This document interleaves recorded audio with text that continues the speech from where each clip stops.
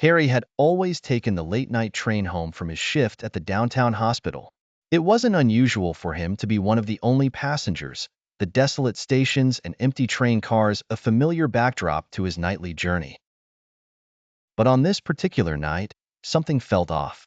As Harry boarded the last train, he noticed a man sitting at the far end of the carriage, staring blankly out the window.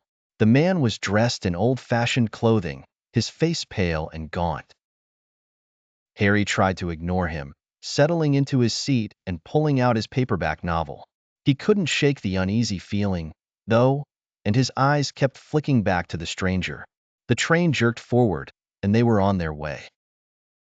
A cold sweat broke out on Harry's forehead as the man slowly turned his head to look at him, his eyes hollow and penetrating.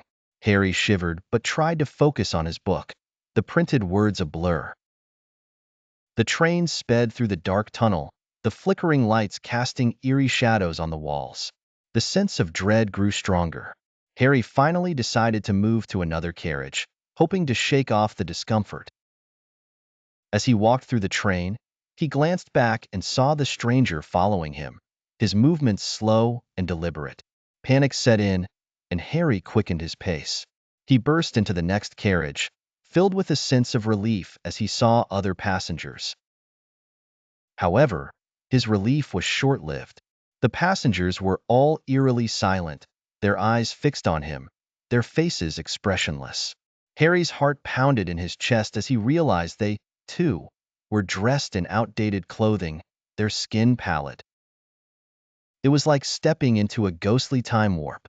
He backed away, fumbling for the door to the next carriage. As he did, the lights flickered violently, and a deafening, otherworldly scream echoed through the train.